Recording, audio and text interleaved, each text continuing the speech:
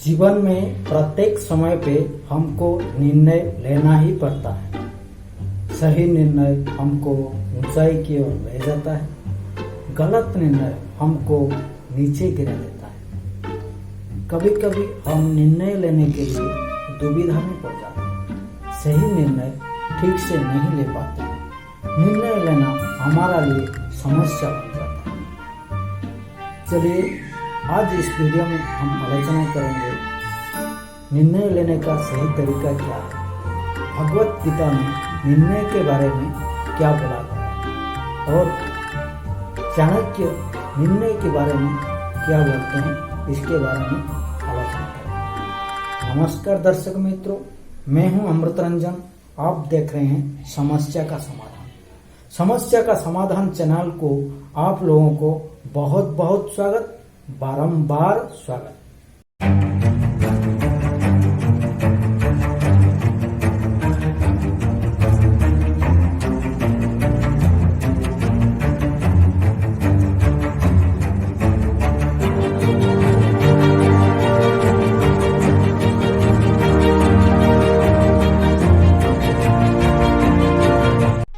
समस्या का समाधान चैनल को आप लोगों को पुनर्बार स्वागत। दर्शक मित्रों, जिंदगी का हर क्षण निर्णय का क्षण होता है। प्रत्येक पद पर दूसरे पद का निर्णय लेना ही पड़ता है और निर्णय अपना प्रभाव छोड़ जाता है।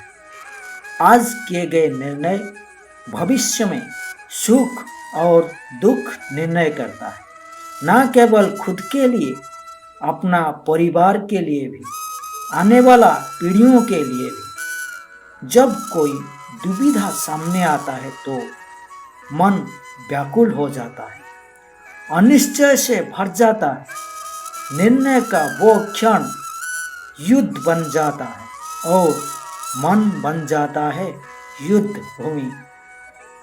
अधिकतर निर्णय हम दुविधा का उपाय के लिए नहीं, केवल मन को शांत करने के लिए ही लेते हैं। पर क्या कोई दौड़ते हुए भोजन कर सकता है? नहीं ना। तो क्या युद्ध से जूझता हुआ मन सही निर्णय ले पाएगा? वास्तव में शांत मन से जब कोई निर्णय करता है तो सुखद भविष्य बनाता है, किंतु अपना मन को शांत करने के लिए निर्णय करता है तो वो व्यक्ति अपना भविष्य के लिए कांटों भरा वृक्ष लगाता है। थोड़ा विचार कीजिएगा। यहाँ सवाल उठता होगा कि शांत मन क्या है और चंचल मन क्या है? सही निर्णय क्या है? गलत निर्णय क्या है? मन को शांत करने का मतलब क्या है? चंचल मन ये होता है कि हमारा मन में हमेशा कोई ना कोई भावना चलता रहता है, जैसे सुख, दुख, काम, क्रोध, मोह, लोभ इत्यादि। वो टाइम हमारा मन चंचल रहता है जब हमारा मन में कोई भावना ना हो, वो शांत मन होता है। सही निर्णय वो होता है जो निर्णय लेने से हमारा परिवार का, समाज का मंगल हो, कल्याण हो, समाज का नुकसान ना हो, किसी का नुकसान ना हो, वो सही निर्णय होता है। जो निर्णय लेने से हमारा तो स्वार्थ का पूर्ति होता है, लेकिन दूसरों के लिए, समाज के लिए हानिकारक होता है, वो गलत निर्णय होता है। हमारा मन का जो चाहत है वो जब तक पूरी नहीं होता है तब तक हमारा मन अशांत और चंचल रहता है। जब मन का चाहत पूरी हो जाता है, मन शांत हो जाता है। समझ लीजिए आपका किसी का साथ झगड़ा हो गया, मारपीट हो गया, तो आपका अंदर बदला लेने का भावना उद्रेक होता है। आपका मन चाहता है उसको मारने के लिए, अपमानित करने के लिए। जब आप वो कर लेते हैं तब आपका मन शांत पड़ जाता है। नहीं तो आपका मन तब तक अशांत रहता है जब तक आप वो कर नहीं लेते हैं। हम मन को शांत करने के लिए जो करते हैं, पर क्षण में वो निर्णय हमको समस्या में फिर डाल देता है। अभी हम जानेंगे निर्णय लेने का तरीका सब क्या है। निर्णय लेने के लिए कुछ नियम हैं। जब हम वो नियम सब अनुसरण करेंगे तो सही निर्णय ले पाएंगे। चलिए इसके बारे में आलोचना करते हैं। पहला नियम, अच्छा लगता है, अच्छा नहीं लगता है। मतलब अनुभव या फीलिंग्स के आधार पर निर्णय नहीं लिया जा सकता है। उदाहरण के लिए, एक बच्चे को पढ़ने के लिए अच्छा नहीं लगता, उसको हमेशा टीवी देखने के लिए अच्छा लगता है, खेलने के लिए अच्छा लगता है। उसके लिए सही निर्णय क्या है? पढ़ाई पर ज़्यादा ध्यान देने का, टीवी देखने के लिए, खेलने के लिए कम टाइम देने का, क्योंकि उसका टाइम है पढ़ने का। एक आदमी को दारू पीने के लिए अच्छा लगता है, लेकिन उसको फल खाने के लिए अच्छा नहीं लगता है, दूध पीने के लिए अच्छा नहीं लगता है, अच्छा दवाई खाने के लिए अच्छा नहीं लगता है। तो उसके लिए सही निर्णय क्या है, गलत निर्णय क्या है? दारू पीना, सिगरेट पीना शरीर के लिए हानिकारक होता है, लेकिन कुछ लोग जमीन जायदाद बेचकर भी दारू पीते हैं। लेकिन प्रकृति में नीम पत्ता और तुलसी का पत्ता मुफ्त मिलता है, जो शरीर के लिए उपयोगी है, उसको नहीं खाते। तो उनके लिए सही निर्णय क्या है, गलत निर्णय क्या है? थोड़ा विचार कीजिएगा। इसलिए आपका अनुभव क्या होता है, आपका फीलिंग्स क्या होता है, इसके आधार पर निर्णय नहीं लिया जा सकता है। दूसरा नियम है मन का संतुलन। हमारा मन कभी खुश होता है तो कभी दुख में रहता है, कभी क्रोध में तो कभी मोह में आ जाता है, कभी मन उदारता स्वभाव में पड़ जाता है। जब कोई आदमी बहुत खुशी में होता है, उसको कुछ चीज़ मांग लेते हैं तो वो बिना विचार किए भी दे देता है, और जब भी कोई दुख में होता है, हम अच्छी बात कर लेते हैं तो वो गुस्सा में आ जाता है, बिगड़ जाता है, कुछ बात को बुरा मानकर क्रोध में आ जाता है। और क्रोध का बात तो छोड़िए, क्रोध में आकर आदमी अपना आदमी का भी जान ले लेता है, खून कर देता है।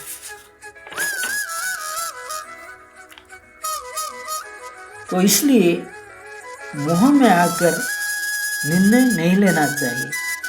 जैसे वो मेरा भाई है, वो मेरा बेटा है, पिताजी है, दोस्त है, मोह में आकर वो लोग कुछ भी अन्याय करते हैं तो हम बोल नहीं पाते।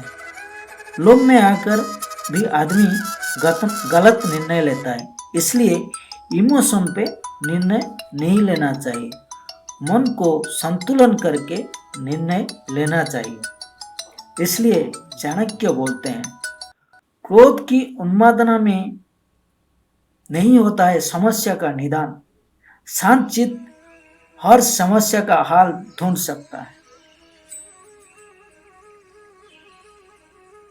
इसलिए मन को शांत करके निर्णय लेना चाहिए।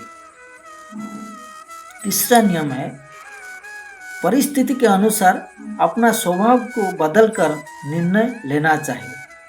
स्वभाव जैसे दयालु, परोपकारी, उदारवादी, दानी। आपका अंदर ये स्वभाव को जानकर आपको कोई भी लूट सकता है, समस्या में डाल सकता है। उदाहरण के लिए मोहम्मद घोरी एक लुटेरा था, वो भारत को लूटने आया था।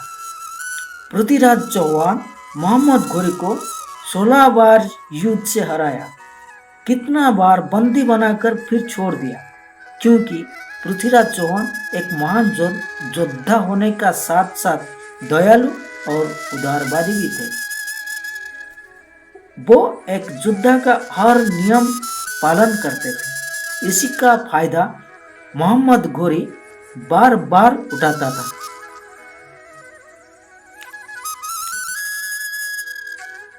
बार बार बंदी 17 बार को युद्ध में मोहम्मद घोरी ने छल से कपट से पृथ्वीराज चौहान को बंदी बनाया और उनका आंख फोड़ दिया। इसलिए शत्रु कितना भी कमजोर क्यों ना हो, उसको बार बार माफ नहीं करना चाहिए। लेकिन पृथ्वीराज चौहान ने एक या दो बार नहीं, 16 बार गलत निर्णय लिए थे मोहम्मद घोरी को माफ करने के। मोहम्मद घोरी को वो माफी के कारण हिंदू साम्राज्य का पतन हुआ था। इसलिए आचार्य चाणक्य बोलते हैं, समस्या तुमको खत्म करे इससे पहले तुम समस्या को खत्म कर दो। जड़ से मिटा दो समस्या को, ताकि वो शेर उठा ना सके। यहाँ चाणक्य ये बातों को मोहम्मद घोरी ने ठीक रूप से पालन किया, लेकिन पृथ्वीराज चौहान नहीं कर पाए। इसलिए स्वभाव के अनुसार निर्णय नहीं लेना चाहिए, कुछ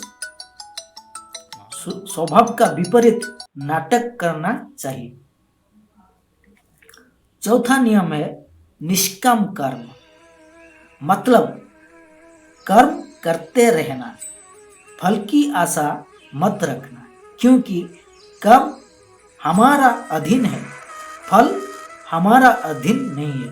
इसलिए आचार्य चाणक्य बोलते हैं, निर्णय में मात्र लक्ष्य निर्धारण महत्वपूर्ण नहीं होता, महत्वपूर्ण होता है वो प्रयास जिससे लक्ष्य प्राप्ति की जा सकता है। एक योद्धा का युद्ध भूमि को जाने से पहले वो नहीं जानता है वो जीतेगा या हारेगा, लेकिन जीत को लक्ष्य करके प्रयास कर सकता है। बिना लड़े के वो युद्ध जीत नहीं सकता या हार नहीं सकता, इसलिए उसको लड़ना ही पड़ेगा। फल पाना तो निमित्त मात्र होता है, लेकिन उसको पाने का प्रयास और उपलब्धि हमारी दक्षता को बढ़ाता है, और हमारा दक्षता ही हमारा फल ही होता है। इसलिए फल की आशा को न रख के कर्म करना चाहिए। पंचमा नियम, बदलाव होने का डर से निर्णय मत छोड़ना। महाभारत युद्ध में अर्जुन अस्त्र त्याग कर दिए थे। युद्ध लड़ने के लिए नहीं चाहते थे, क्योंकि युद्ध में अपना सगा भाई, संबंधी, पितामह सब मारा जाएंगे।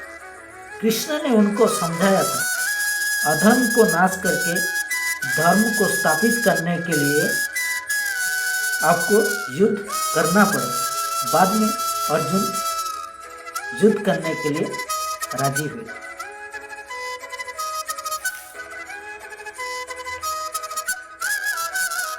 पंचमा नियम है सकारात्मक चिंताधारा। आप जो निर्णय लेते हैं उसका ऊपर आपको विश्वास रखना चाहिए, तभी तो आप सही तरीके से काम कर पाएंगे। अगर नकारात्मक चिंताधारा आपका मन में आ गया, आपका विश्वास आपका ऊपर टूट जाएगा, आप ठीक से काम नहीं कर पाए। इसलिए सकारात्मक चिंताधारा में रहना चाहिए। हाँ, हमसे ये हो पाएगा, ये विश्वास अपना ऊपर रखना चाहिए। सातवां नियम, दूसरे का सुझाव और कहने पर निर्णय मत लीजिए। निर्णय के क्षण में हमने सदैव किसी अन्य की सुझाव, मंत्रणा, सूचना या परामर्श को आधार बनाते हैं और हमारा भविष्य का आधार आज किए गए निर्णय का ऊपर होता है। तो हमारा भविष्य किसी अन्य का सुझाव, किसी अन्य का परामर्श का फल है? क्या हमारा जीवन अन्य किसी का बुद्धि का परिणाम है? क्या हमने कभी विचार किया है? सबका अनुभव है कि भिन्न भिन्न लोग एक ही स्थिति में भिन्न भिन्न परामर्श देते हैं। मंदिर में खड़ा हुआ भगत बोलता है, इसी मूर्ति का सजावट कर दो, और चोर कहता है, अवसर मिले तो इसी मूर्ति का श्रृंगार चुराओ। धर्म से भरा हृदय धर्ममय सुझाव देता है और अधर्म से भरा हुआ हृदय अधर्म का परामर्श देता है। धर्ममय स्वभाव की स्वीकार मनुष्यों को सुख की ओर ले जाता है, किंतु ऐसी धर्ममय सुझाव का स्वीकार तभी संभव होता है जब हृदय में धर्म हो, अर्थात किसी का सुझाव और परामर्श स्वीकार करने का पूर्व स्वयं अपने हृदय में धर्म को स्थापित करना क्या आवश्यक नहीं होता? स्वयं विचार कीजिएगा। इसलिए चाणक्य बोलते हैं, सुनने को है तो सबको, लेकिन करने को है खुद को। अपना मन जो चाहता है क्या सही है। 8वां नियम, जितना चाहे असंभव क्यों ना हो निर्णय लो। चाणक्य बोलते हैं, असंभव निर्णय होता क्या है? एक ऐसा निर्णय जो लिया जा सकता है। समस्या को अनिर्णय में खींचोगे तो समस्या बढ़ता चला जाए। निर्णय लेने में हिम्मत रखो। जितना चाहे असंभव क्यों ना हो निर्णय लो।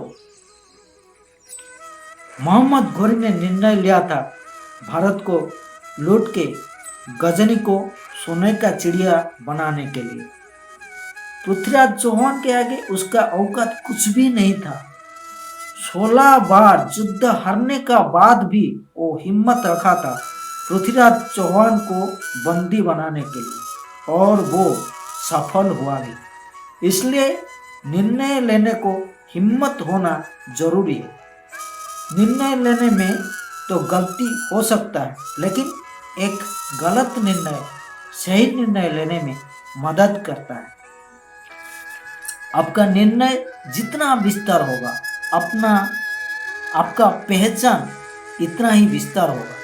चाणक्य अखंड भारत गठन करने के लिए निर्णय लिए थे, इसलिए आज वो सिर्फ भारत में नहीं विदेश में भी प्रसिद्ध हैं।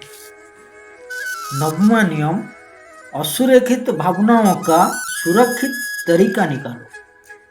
कभी कभी ये होता है कि हम कोई निर्णय लेते हैं, लेकिन इसके लिए हमारा मन में जो असुरक्षित भावना है वो हमको पीछे ढकेल देता है, इसलिए हम निर्णय नहीं ले पाते हैं। बड़े बड़े कंपनियां इसी विषय को आधार कर अपना उत्पाद को बाजार में बेचते हैं। वो अच्छा तरीका से मालूम करते हैं कि जो उत्पाद उनको बाजार में बेचना है, लोगों को मन में वो उत्पाद प्रति असुरक्षित भावना क्या है और उसके लिए सुरक्षित तरीका क्या है। तभी तो वो लोगों को दिमाग से खिलवाड़ करके ज़्यादा फायदा ले पाते हैं। हमारा मन में भी असुरक्षित भावना की सुरक्षा तरीका है, लेकिन हम उसको ढूंढ नहीं पाते हैं। इसलिए हमको किसी ऐसी व्यक्ति को चुनना होगा जिसका परामर्श लेकर हम सटीक निर्णय ले पाएंगे। जैसे कृष्ण ने अर्जुन को परामर्श देते थे युद्ध क्षेत्र में सही निर्णय लेने में। 10वां नियम, अपना स्वार्थ के लिए निर्णय मत लो। भविष्य का आधार पर सब आज का निर्णय लेना चाहते हैं, भविष्य में सुख मिले, भविष्य सुरक्षित हो। इसलिए आज निर्णय लेने का प्रयत्न रहता है सबका। क्या आपकी अधिकतर निर्णय के पीछे भविष्य का विचार नहीं होता? और वो भी क्यों ना हो, अपना जीवन को सरल और सुखमय बनाने का प्रयत्न करने का अधिकार सबको है। किंतु भविष्य का क्या होगा कोई नहीं जानता, परंतु प्रयत्न की जा सकती है। जीवन का सारी महत्वपूर्ण निर्णय कल्पना का आधार पर ही करते हैं हम। क्या निर्णय करने का कोई दूसरा तरीका हो सकता है? विचार कीजिए। सारी सुखों का आधार धर्म है और धर्म मनुष्य का हृदय में बसता है। तो प्रत्येक निर्णय से पूर्व अपना हृदय में ये प्रश्न अवश्य पूछ लेना, ये निर्णय स्वार्थ से जन्मा है या धर्म से? क्या इतना पर्याप्त नहीं? भविष्य के बदले धर्म का विचार करने से क्या भविष्य का अधिक सुखपूर्ण नहीं होगा? इस वीडियो में निर्णय के बारे में समझाने के लिए पूरा कोशिश किया हूँ। आशा करता हूँ ये वीडियो आपको पसंद आएगा, सही निर्णय लेने में मदद करेगा। वीडियो अच्छा लगे तो लाइक कीजिए, दूसरे के साथ शेयर कीजिए, चैनल को सब्सक्राइब कीजिए, कमेंट कीजिए, बेल आइकन को दबाइए परवर्ती वीडियो पहुंचने के लिए। सुखी रहिए, खुश रहिए, मुस्कुराते रहिए, धर्म के साथ रहिए, यही भगवान से प्रार्थना है। समस्या का समाधान देखते रहिए। वंदे मातरम। जय भारत, जय हिंद।